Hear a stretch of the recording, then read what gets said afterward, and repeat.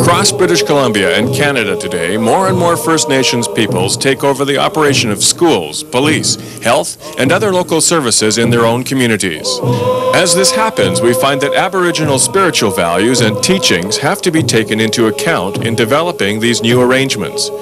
Respect and understanding of First Nations peoples means respecting and understanding their traditional values and teachings. Elder Samuel Sam of the Tsartlip Nation reflects on those values and their importance today with Dr. Keith Jobson of the Unitarian Church. Samuel Sam was born in a traditional Salish longhouse in Saanich. His many contributions to the well-being of his people and the greater community was recognized in 1991 when the University of Victoria conferred upon him an honorary Doctor of Laws degree, and in 1992 when he received the Order of Canada.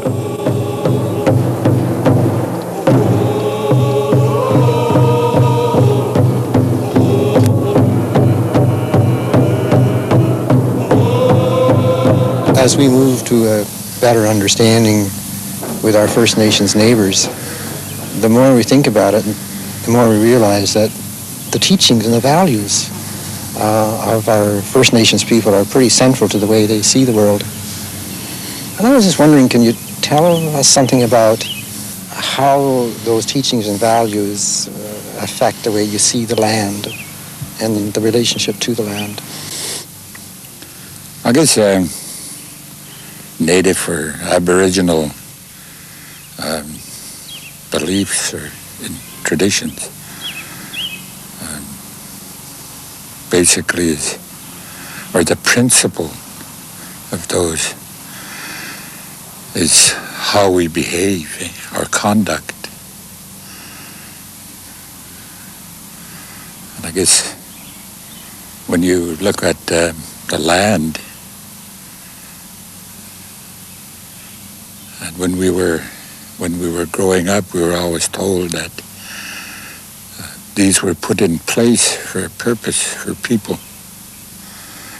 especially the keepers of this land, which is our people. And a lot of the teachings that went with that is that everything on this Mother Earth is sacred to Native people. The things that grow, especially like the forest behind me. I've never touched this forest behind me. When my father left, he said, leave it the way it is, you know. My grandmother before that. And I've never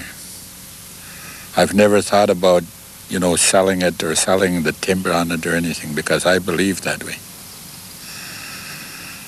And we were taught at a very young age, I guess, that we have to live in harmony with nature and to respect ourselves in that manner and to respect others. That everything is a balance. That body, mind, and spirit has to be balanced to be able to teach those things and listen to the teachings and carry that with you throughout the years. If you don't, then when there's something missing, you don't hear those teachings about how we should look after the things that were left for us as Indian people. I guess that's why when we practice some of our traditional ways in the winter, sometimes there's a misconception on why we do those things with non-Aboriginal people. But when you know those things like I do and have practiced it for 50 years, it's a healing. It's a healing place of the body, mind, and spirit. Most places that are during my lifetime, whenever I needed to deal with some kind of sickness or whatever, they dealt with my physical being, or they dealt with my mind, but never my spirit. But in our teachings, that those things can be apart. They have to be together. And when you deal with the spirit, then, and you're listening to some of those teachings to say, take care of what you have.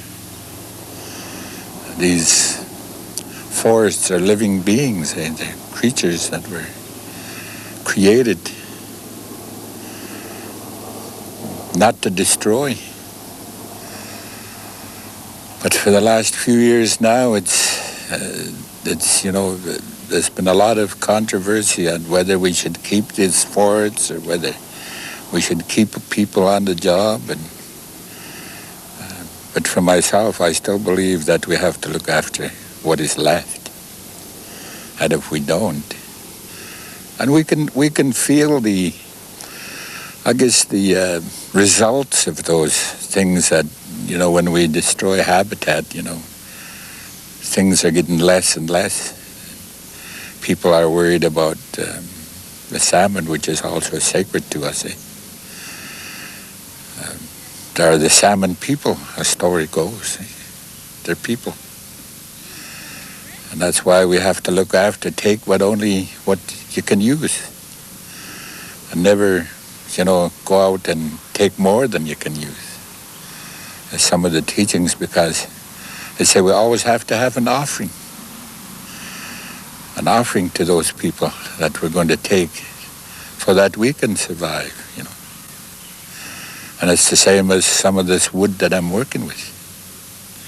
The forest there, I can't just go in to the forest to a cedar tree and just knock it over for the sake of building a canoe. I have to prepare myself spiritually in mind, body, and spirit. I have to cleanse myself before I even take a walk in the forest to decide which cedar tree I'm going to choose for a canoe. A sort of a ritual to those kind of things. A preparation to go into the forest. It always takes 4 days of cleansing your mind and of cleansing your body, nurturing your spirit to prepare for that.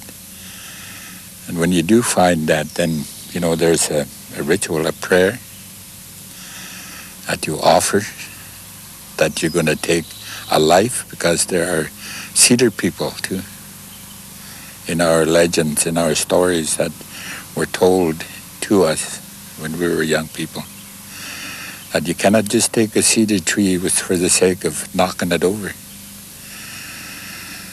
I guess it's some of the things that maybe people need to understand, and some of the things that probably we can share with non-Aboriginal people. I know sometimes when we go to some big gatherings, we talk about those things, and people kind of laugh about it, you know. But I think why they laugh is because they don't know about our ways.